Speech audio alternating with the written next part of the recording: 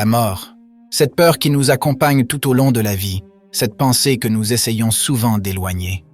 Mais que se passe-t-il à ce moment-là? Que ressent l'âme lorsqu'elle quitte le corps? Et que se passe-t-il lorsque celui qui affronte ce passage est l'homme qui a élevé le Fils de Dieu, celui qui l'a protégé et aimé avec la dévotion d'un véritable Père? Jésus a assisté à la mort de Saint Joseph. Il l'a veillé avec un amour infini et en ces instants, son cœur humain et divin a compris à la fois la fragilité de la vie terrestre et la gloire qui attend ceux qui ont vécu selon la volonté du Père. Nul autre que lui ne pouvait savoir ce que signifie affronter la mort avec amour et confiance. Aujourd'hui, je vais vous raconter un épisode extraordinaire, la vision de Maria Valtorta sur le dernier moment de Saint Joseph. Ce n'est pas seulement une histoire émouvante, mais un enseignement précieux pour notre vie, pour notre dernier souffle et pour la signification même de la mort. Qu'a dit Jésus à cette heure? Quelle parole de réconfort a-t-il offerte à son Père terrestre qui l'avait protégé? Prépare-toi, car ce que tu es sur le point d'entendre pourrait à jamais changer ta façon de voir la mort. La mort fait partie de notre existence, mais c'est un mystère qui fait trembler le cœur. Pourtant, pour ceux qui ont la foi, la mort n'est pas la fin, mais le début d'un nouveau chemin. C'est pourquoi la mort de Saint Joseph nous enseigne quelque chose d'essentiel.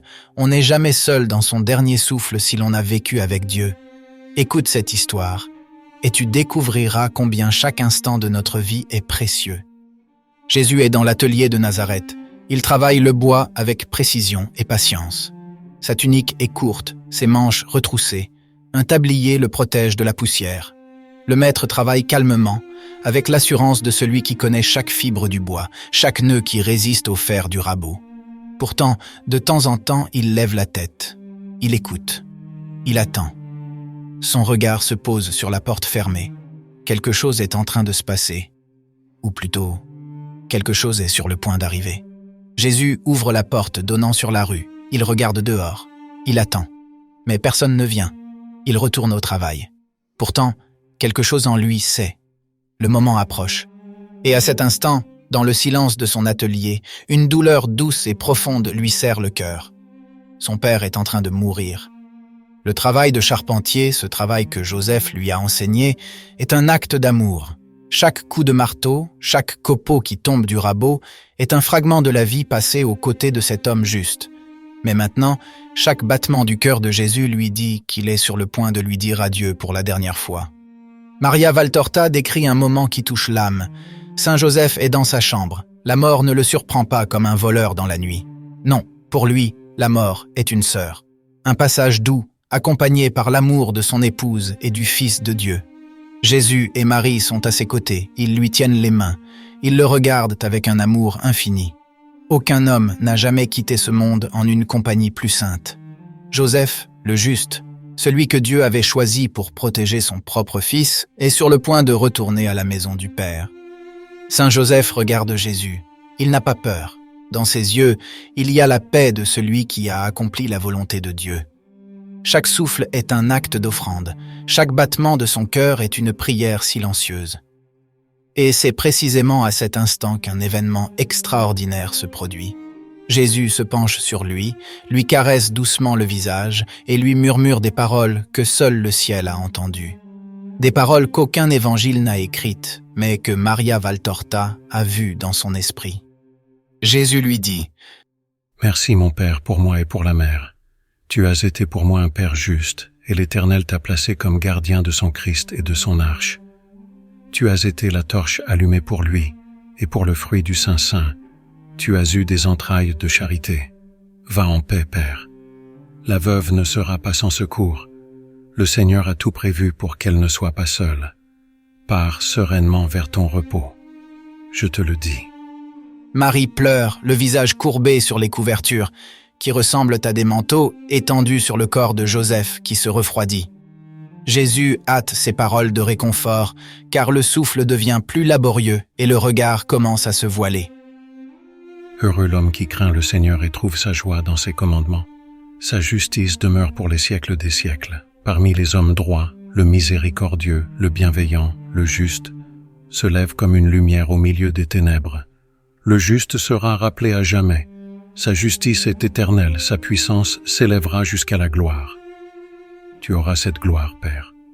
Bientôt je viendrai te chercher avec les patriarches qui t'ont précédé, vers la gloire qui t'attend.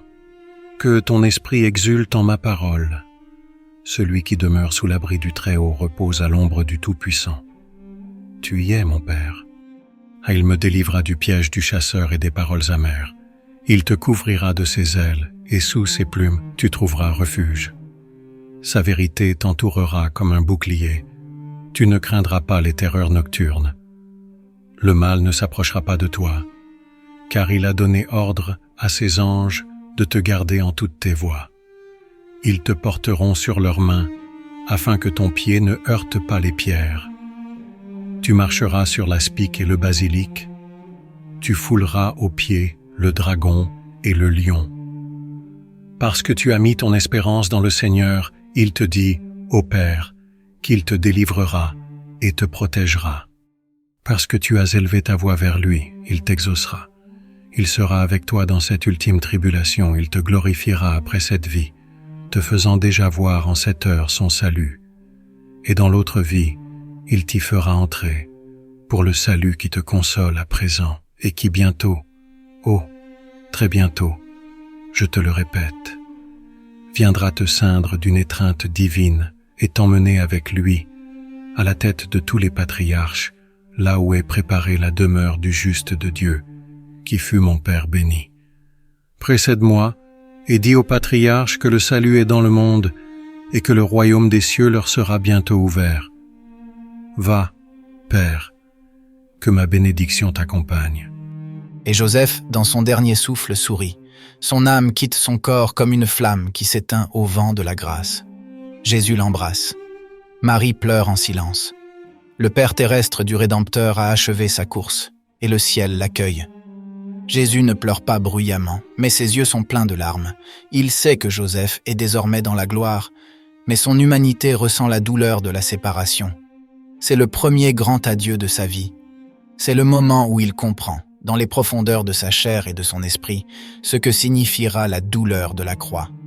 Saint Joseph est le patron de la bonne mort. Pourquoi ? Parce qu'il est mort avec Jésus à ses côtés, parce qu'il a quitté cette vie soutenue par les mains du Sauveur.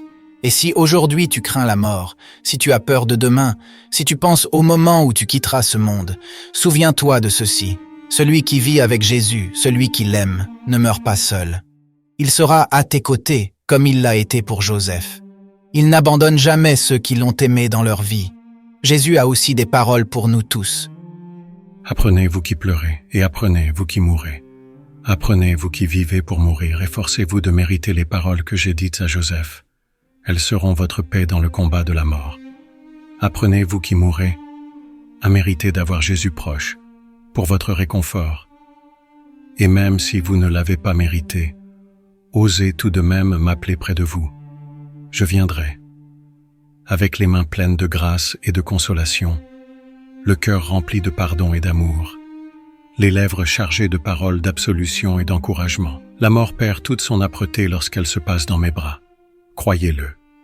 Je ne peux pas abolir la mort, mais je la rends douce à ceux qui meurent en ayant confiance en moi. Dans notre culture, la mort est cachée, évitée, passée sous silence. Mais les saints nous enseignent quel est le passage vers la vraie vie.